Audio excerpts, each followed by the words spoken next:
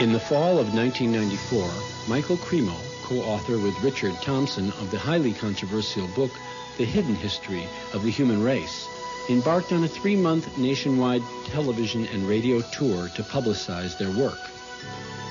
At the same time, a highly rated nationwide television program was aired dealing directly with the theme of their book. In the last 150 years, a mass of scientific evidence proving that and systematically suppressed by the scientific establishment. The following are excerpts from these shows viewed or heard by more than 20 million people.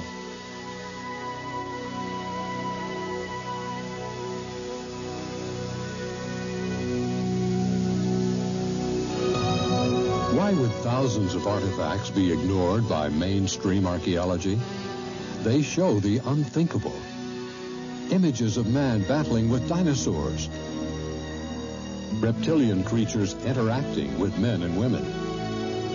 Ancient inscriptions on stones depicting complex surgical procedures. And carved metallic spheres found in rock strata 2.8 billion years old. This evidence points to one conclusion, that the history of life on this planet may be radically different than what is accepted today. In this program, The Forbidden History of Man, we will examine documented evidence which suggests that our theory of evolution needs to be completely revised. Much of this evidence has been known for hundreds of years, but it's been ignored because it directly contradicts theories which are universally accepted. We will hear reports from a new breed of scientists who have been labeled heretics for daring to challenge fundamental scientific theories. In their controversial book, Forbidden Archaeology, Michael Cremo and Dr. Richard Thompson have revealed a major scientific cover-up. Since the beginning of archaeology, researchers have found bones and artifacts showing humans like us existed hundreds of millions of years ago. But according to Thompson, these discoveries have been suppressed, and we have come to accept a picture of prehistory that is largely incorrect. Thompson and Cremo have documented hundreds of cases which tell a gripping story of a scientific world shrouded in conspiracy and deception.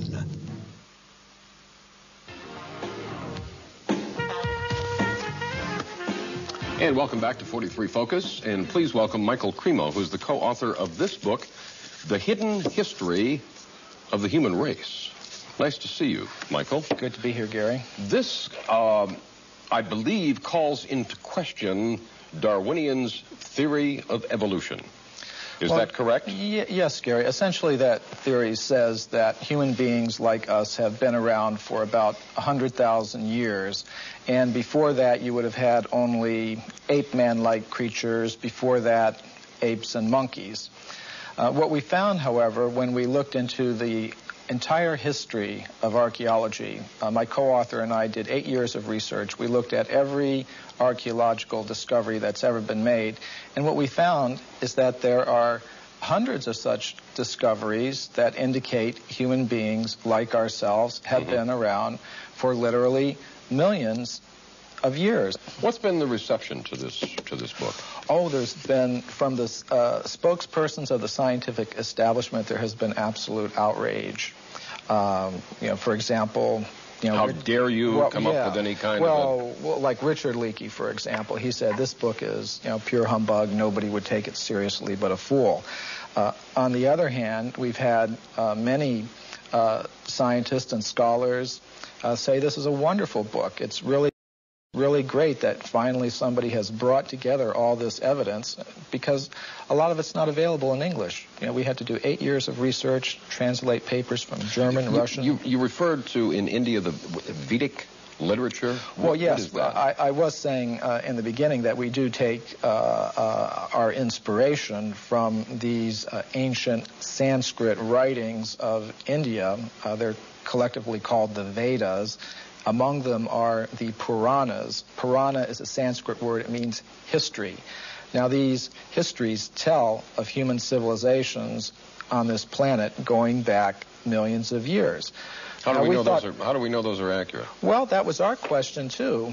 Richard Thompson and I, we thought, well, if if there's any accuracy to those statements, there must be some factual evidence to back them up. Now, when we looked in the current textbooks, of course, we didn't find any such evidence, but we thought, well, let's look a little bit further. And as I said, that led to an 8-year research program where we investigated every archaeological discovery ever made. And what we found is that, practically speaking, archaeologists and anthropologists have buried almost as much evidence as they've dug up. In other words... Or perhaps overlooked, cast aside? Well, yes, cast aside. And there have been some outright cases of suppression where people who have reported such things have had their careers ruined. We should never, I don't think, be afraid to investigate opposing points of view.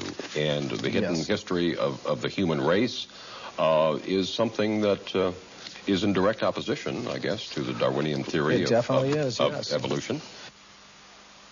This human person who looked like us, existed millions of years ago, did not evolve from an ape, as we are led to believe in the Darwin theory. Why has this evidence been suppressed, and what kind of evidence have you found to support this? Well, I'll give you a very good example. Now, one example from historical times is during the California gold rush days, miners were digging tunnels thousands of feet into the sides of mountains.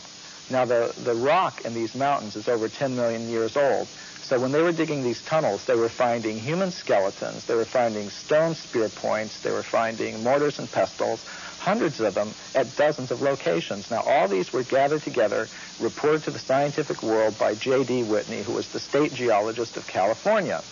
And he published a massive book about them by Harvard University. Harvard University was the publisher. Now, what happened to these artifacts? Why aren't they on display in museums? Why aren't our children taught about them in schools? There was a very powerful anthropologist at the Smithsonian Institution named William H. Holmes. And he said to Whitney, you, Dr. Whitney, if you had understood the theory of human evolution as we understand it today, you would have hesitated to announce your conclusion, namely that human beings existed millions of years ago, despite the imposing array of facts with which you were confronted. In other words, simply because the facts didn't fit the theory, the facts had to go, and so did Professor Whitney. But back then I would imagine that they did not have the scientific procedures to identify the exact age of bones and matter that we have today. So can you be confident that this researcher was able to give a time for these bones that were found? Yes, we checked with the modern geologists about the age of the deposits. Now, these things continue to be discovered today, for example.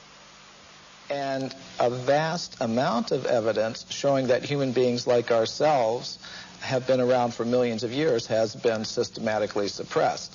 And I can give you some examples. For example, in 1979, Mary Leakey, who's one of the most famous archaeologists of this century, discovered in Africa completely modern human footprints, no different from the footprints that you or I would make on a beach today. Now, the thing about these footprints is they were found in rock that was dated 3.6 million years old. And that throws out completely any idea of human origins that's current today. Why would anyone want information like that suppressed? What possible advantage would there be in that? Well, power, prestige, money, there's a lot riding on it. If even one of the hundreds of cases that we document in the hidden history of the human race were found to be true, accepted, that would mean that everything we've been told about human origins and antiquity for the past 150 years is simply not true. And I don't think that the current establishment is ready to admit that. How long ago do you think that this evidence was suppressed? I mean, is this something that's been going on for years and years? Yes, this has been going on for about 150 years. I'll give you another example. In the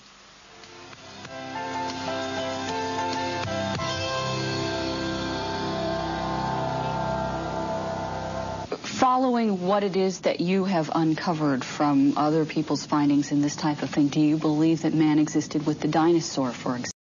to give people a general idea of how to pinpoint. Right, that's a very good question, Michelle. And from the evidence that we've uncovered, we have some very good reports of a human presence even before the time of the dinosaurs. For example, in the 1840s, there was a scientific magazine called The Geologist, and it reported that in Macoupin County, Illinois, which is right here in North America, in the United States, a human skeleton, just like ours, had been uncovered in a coal mine, in solid coal, 90 feet deep underneath the ground.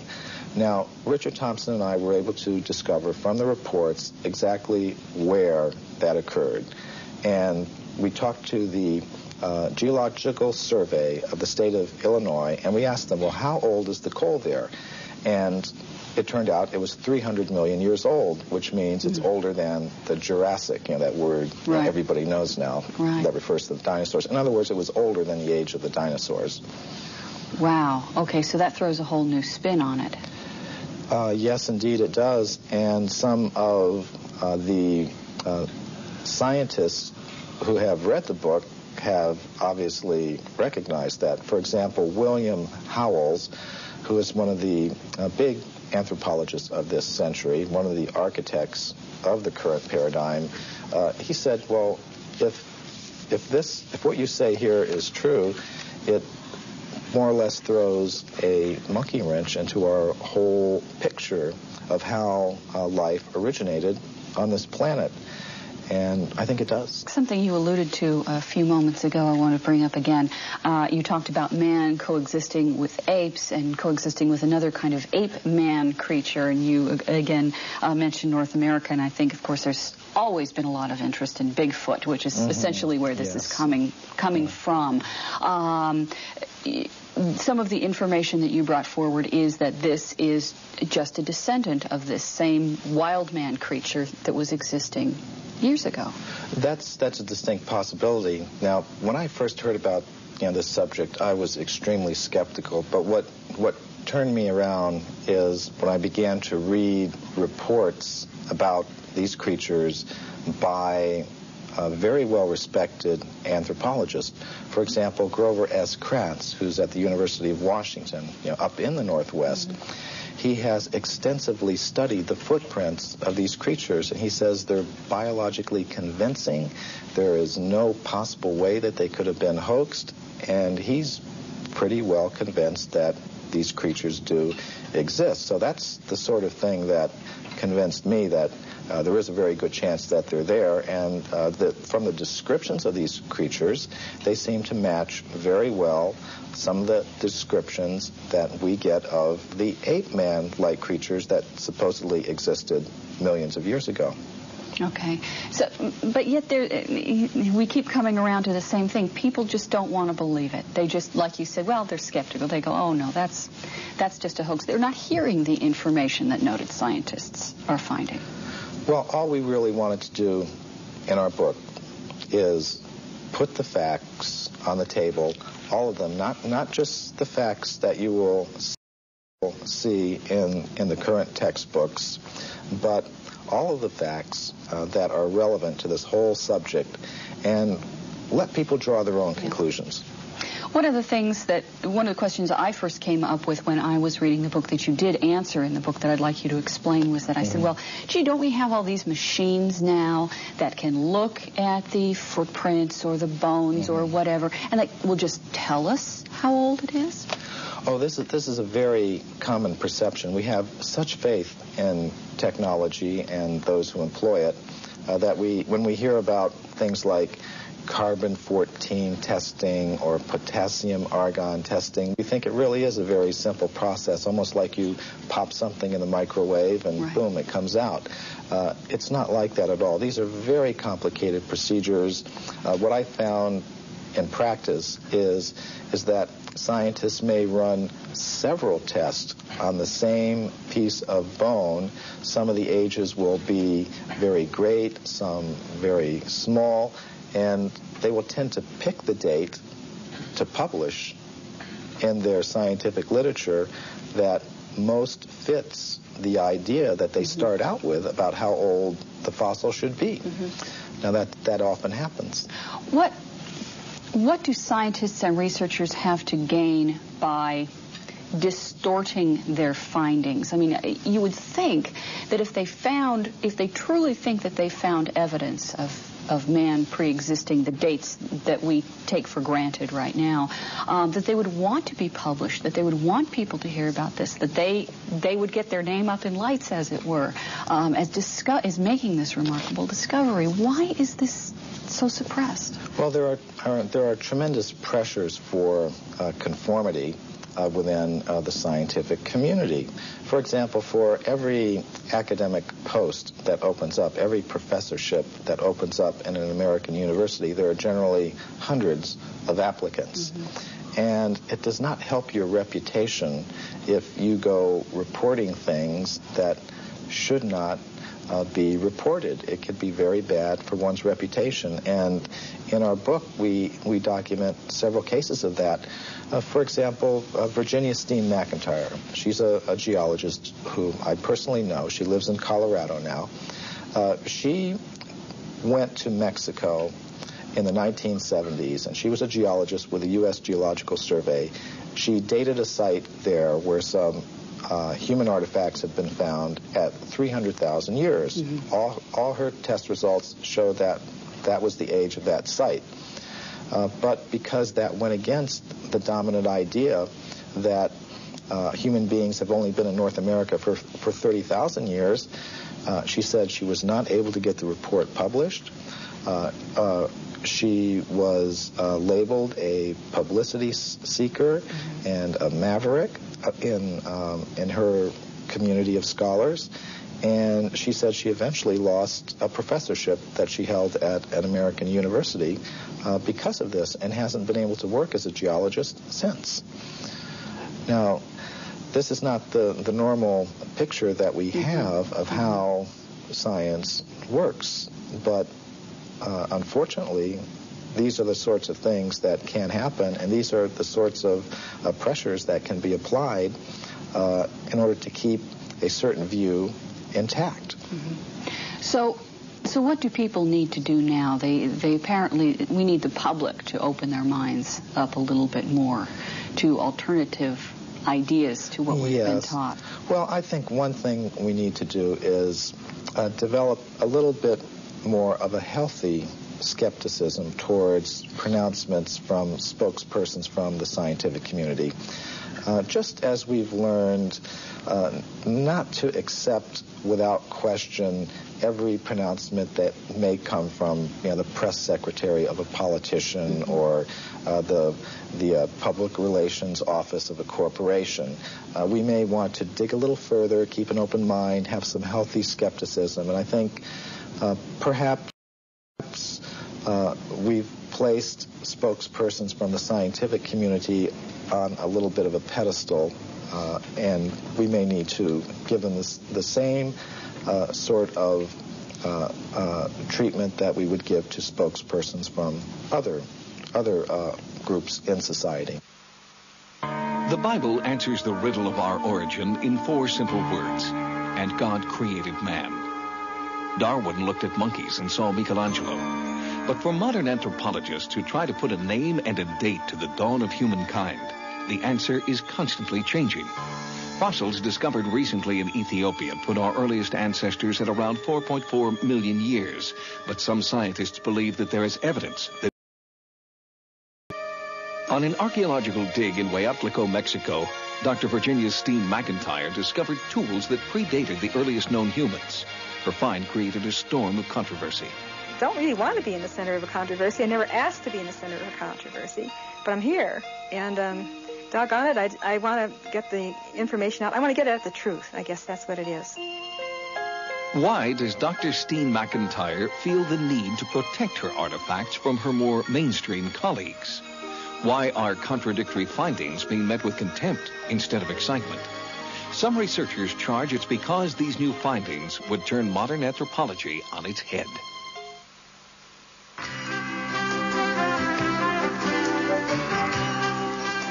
Welcome back to Talkin' Pittsburgh. Nice to have you with us. And this next segment should prove very interesting to you. How old are we? I mean, as a race. How old are human beings? How long have we been on the face of the earth. Well, science says one thing, and this book, The Hidden History of the Human Race, says a major scientific cover-up is exposed, and the claims that scientists are sort of hiding things. Michael Cremo is an author and researcher specializing in the history and philosophy of science, and he, along with Richard Thompson, incidentally, Richard Thompson got his PhD in mathematics from Cornell University. Michael Cremo, what is your background? More in journalism? I'm an investigative writer. Investigative writer. In other words, you did most of the writing of the book? Most of the writing and investigating. I have to give you credit for this.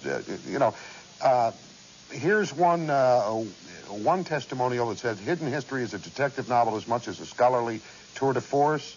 The murderer is not the butler, neither is the victim, a rich old man with many heirs. The victim is man himself, and the role of the assassin is played by numerous scientists. That's in talking about this book. And down here, this is where I give you credit. You put in here, here's another testimonial. Your book is pure humbug and does not deserve to be taken seriously by anyone but a fool. That's an anthropologist who represents the scientific establishment's viewpoint. Where do you differ with the scientific establishment in this book?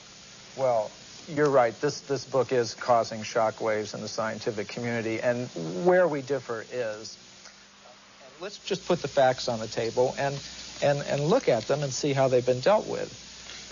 Now, I can give you another example. Yeah, there is one thing, though. Yeah. Your scientific delvings, if you will, have to be tempered, as everyone's is, by their own feelings. Yes. Now, you are a member of the Hare Krishna Society, the International Society for Krishna Consciousness, as is your co-author. That's true. Okay, you could have an ulterior, even if you were trying not to. Right. Now, Hare Krishna believes in old souls, right? I mean, that we have been here for forever. Yes. Now, yes, I am a member of the Bhaktivedanta Institute, which is the science studies branch of the International Society for Krishna Consciousness. And we do take some inspiration from the Vedic literatures of India, which do contain accounts of human civilizations being present on this planet millions of years ago. But my point would be, if archaeology is actually a science, then it shouldn't matter, what your motive is. It's like bowling. If you bowl a strike, who cares if you're doing it for this reason or another?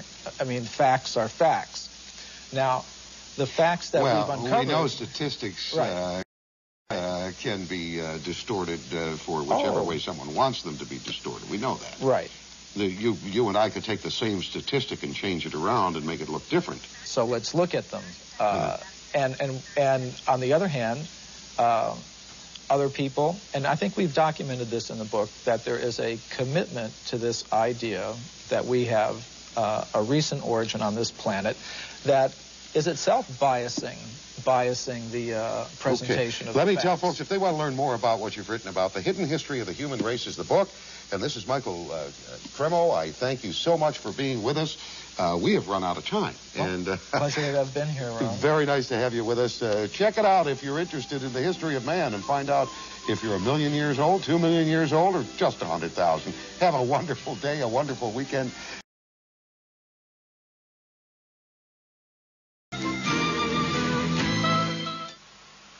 I'd like to move along here in some of the additional myths that you have listed here, Michael Cremo.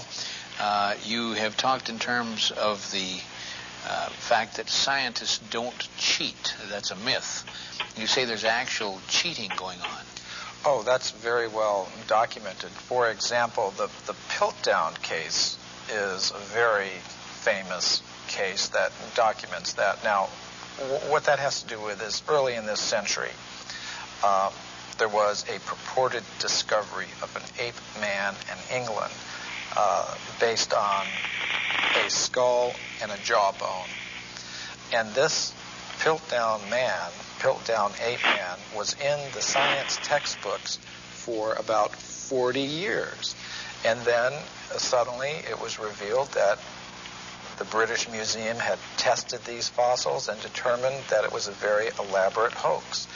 And many people have speculated about the identity of the person who was the hoaxer, and practically all of them center on different scientists. in England, such as Sir Grafton Elliott Smith or Sir Arthur Smith Woodward, all very well-established scientists in England, because only somebody who knew the scientific method very well could have prepared these fossils in such a way that they would have fooled the scientific community all around the world for 40 or 50 years. So some scientist who wanted to perhaps give some evidence in favor of evolution, because there's not very much of it, invented this ape man, and in a very sophisticated way cheated, literally. And this is admitted by the scientists themselves. And there are more examples I could give, and we document many of them in our book, The Hidden History of the Human Race. Myth number 3, Michael, that you have written, evidence that goes against human evolution is reported only by crackpots. Now this is one of the standard techniques that the scientific community tries to use against anybody that reports something that goes against their ideas. They try to label them in a derogatory way without actually discussing the facts. And I think we've all had experience of that. But the real facts is that actual scientists have, over the past 150 years, reported many astounding facts that go against the theory of evolution. And the present scientific community doesn't want people to know that. They want to promote the idea that anybody that's against evolution is somehow or other a religious fanatic, a crackpot, but it's simply not true. And I've personally met scientists who have discovered some of these things, and what happens to them is it's very unfair, the treatment to which they are subjected. Okay, we're going to go to Anton in Brookfield, Wisconsin. Anton, how are you? Fine, thank you. Your comment. I've often wondered how the perfect complementary male-female systems of reproduction could have evolved from unintelligent life forms. You know, Anton, not only is that a good question, but also the point is if evolution occurred, it'd have to be simultaneous evolution of both species at the same time. Right. Because if it took 1 million years for the female to evolve, it would have kind of messed up the whole procreation thing, wouldn't it? Right. That's my question. A good question. Stay right there. Michael Cremo, your response. Well, I would like to put together a book called Darwin, and I think that would be one of them. You can just look at so many examples of complex structures and behaviors in different creatures, whether it's how the spider learned to spin its web, or how our human reproduction system came about, or any of these things.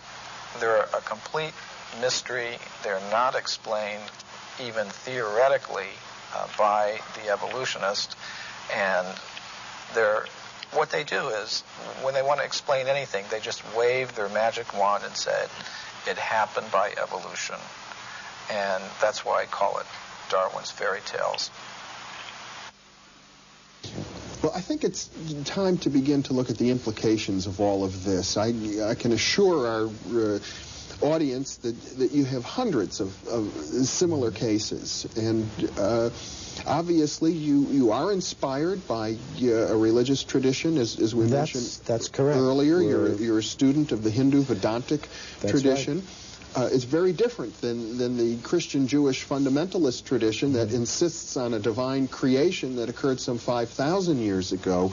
The Hindu view of time is not linear as Western, as we Westerners conceive of time. It doesn't start with a big bang and end with a whimper.